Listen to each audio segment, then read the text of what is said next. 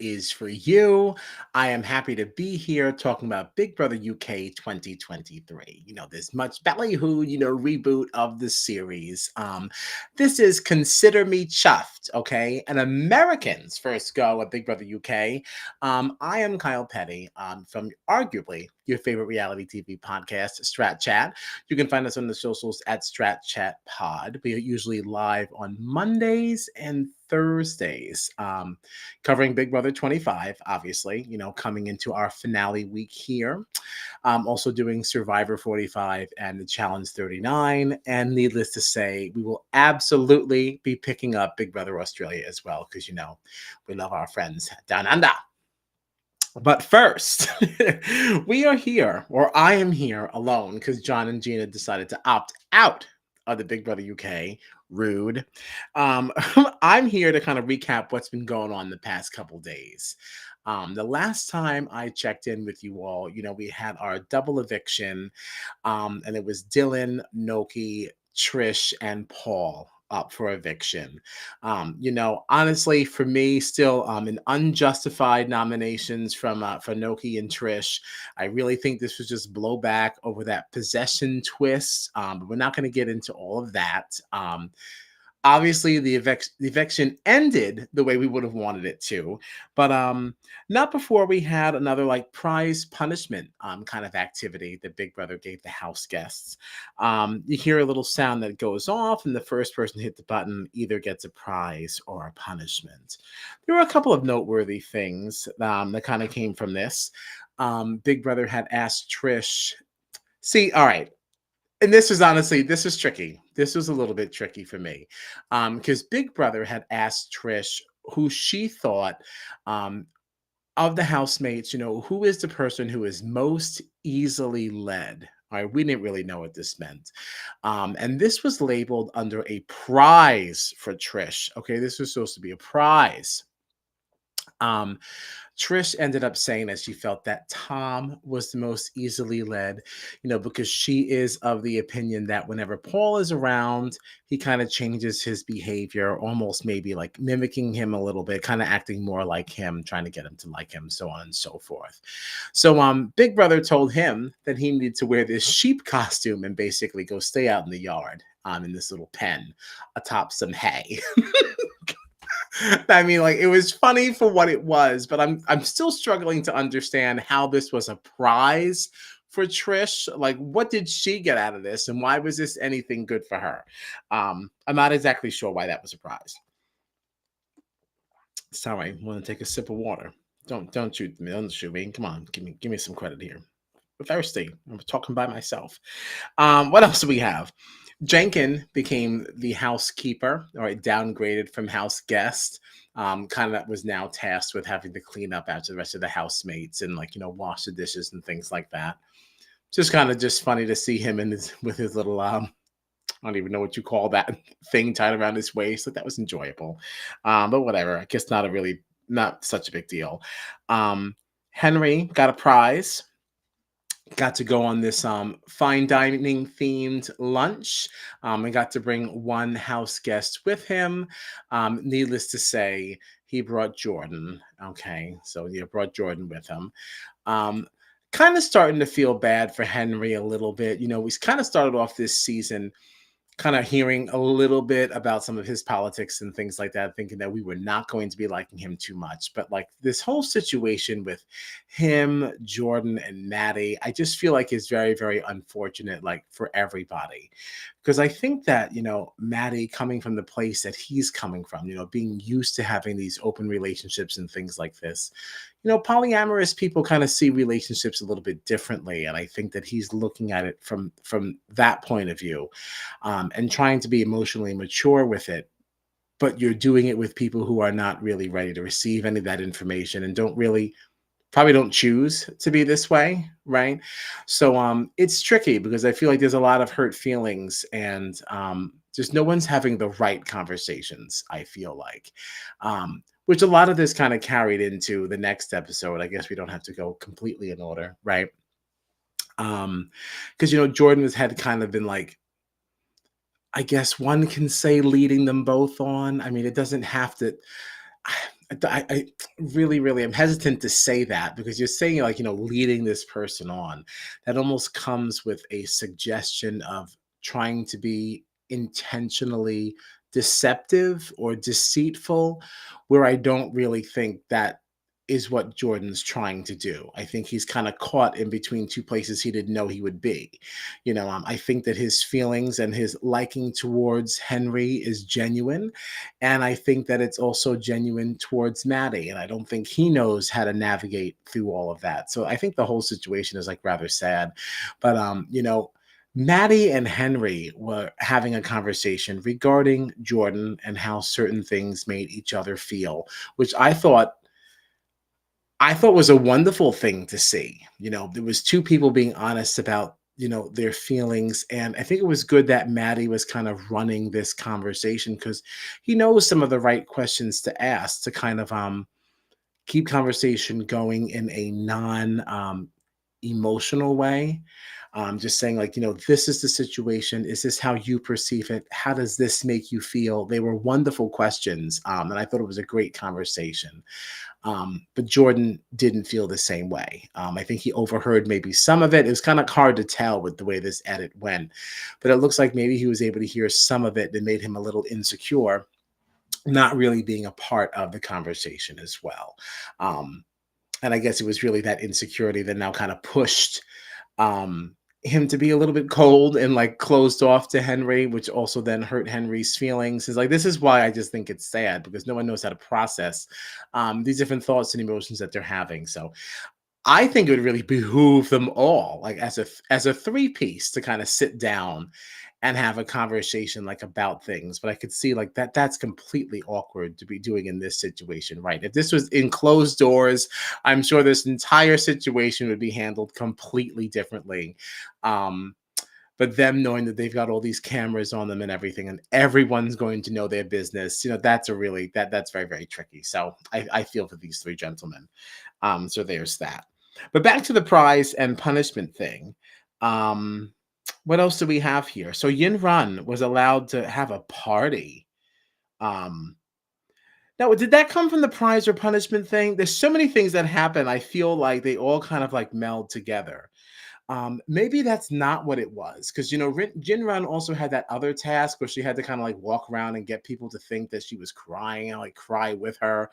I don't really like these tasks, especially when you're faking emotion, because I feel like once people realize that it was just a task and like those emotions weren't real, they now know that you can fake emotions. So it's kind of like, I don't know, this can kind of work against you. I don't know. I don't think this was great. And it's very questionable to me that Yin Run was the one selected to do this. You know, is that to level the playing field maybe a little bit because she's just so damn sweet and you just know that everyone's just gonna want to give her the money, right? They're just gonna want her to win. So maybe now make it as if like, I don't know, cast some doubt maybe around how genuine she is. I don't know. There's a lot of weird things going on with Big Brother UK. All right. I'm not saying that we do it correctly. I'm just saying y'all do it different. And this is a I don't know. Kind of feels a little manipulative by production. Um so I know Jordan and Henry and Olivia and Paul were not invited to Yin Run's party because you can only invite six. I don't even totally remember who was there. It's just it stands out a little bit more like who wasn't. I think Maddie also was not there.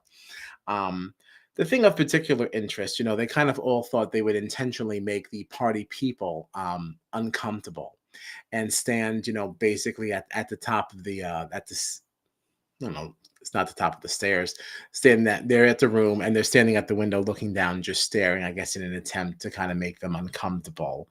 And this is when Paul was like balling up like plastic wrap and like throwing it at people, just really, really childish. Like honestly, s- and that is really what Trish was referring to when she was now going off and calling him a bully, which she then subsequently like apologized for, which I don't think she should have done.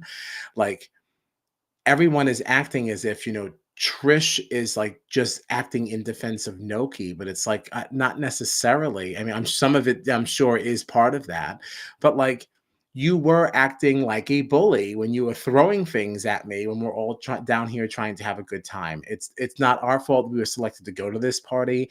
It's not our fault there was even a party that was now exclusive. Like, all these things. I would just calm down, especially when the narrator had announced at one point that the party was only going on for like 40 minutes or something like that, and they're all like so pissy. I don't know, like listen, I've never been in a situation like Big Brother, right? So how am I to say how I would behave? But I just thought this was ridiculous. But all this behavior is what kind of now led and helped contribute to the exit of Paul, obviously.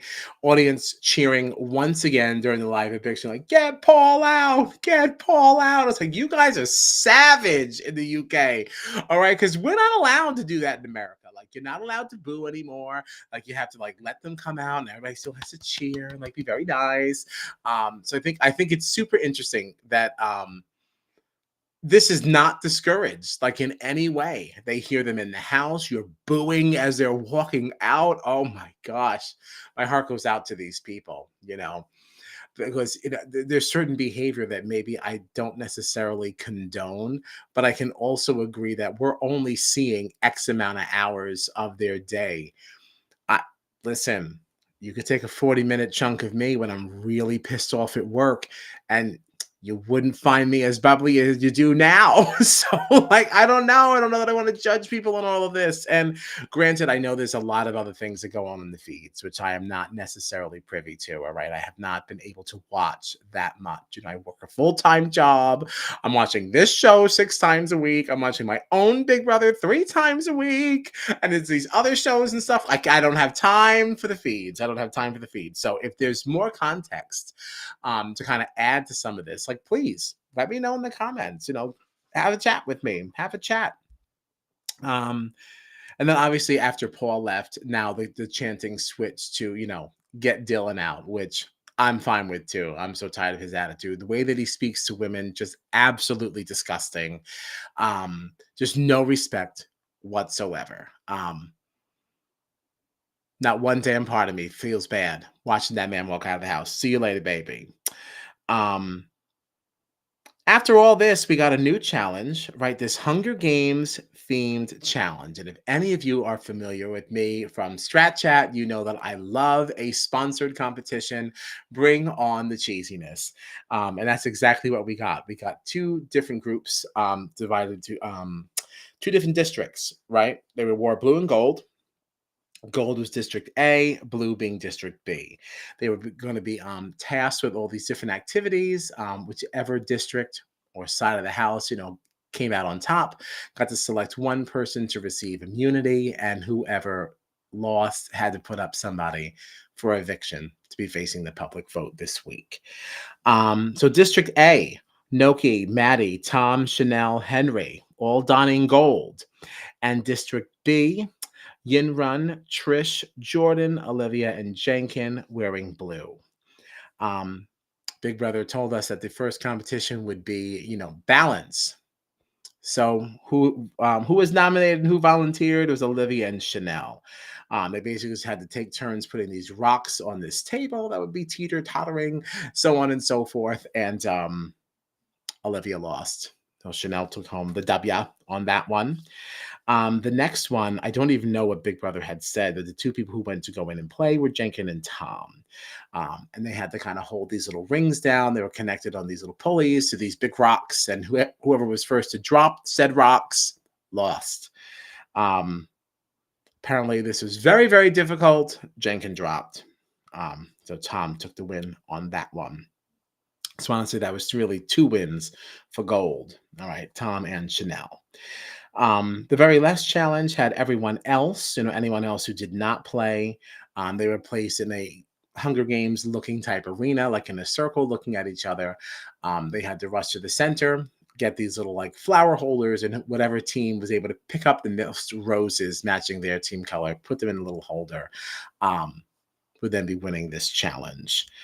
Don't know who actually won the challenge itself. I don't know if those were total points or what the points were, but it was like 300 to like 260 something in favor of District A. So that was our friends in gold. So District A granted immunity to Chanel, and District B nominated Jenkin for eviction.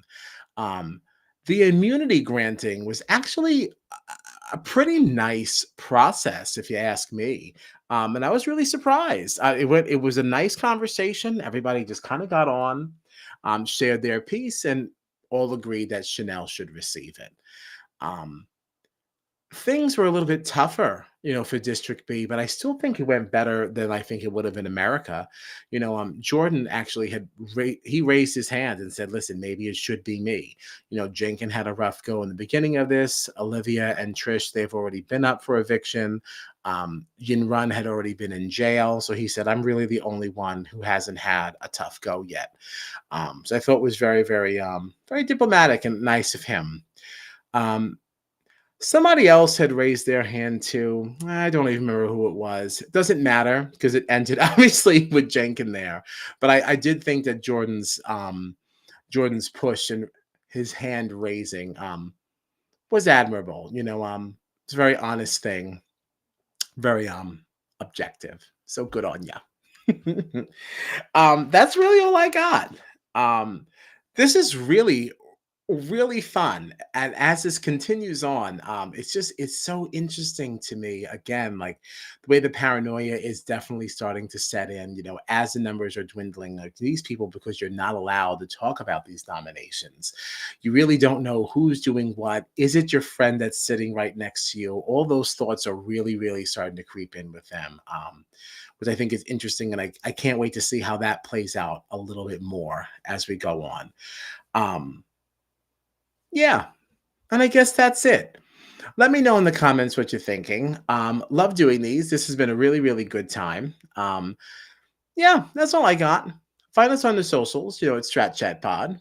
You can find us everywhere you want to be. Let me know in the comments what you're thinking. Like, subscribe, share with a friend, and I'm out of here. Thanks for hanging out.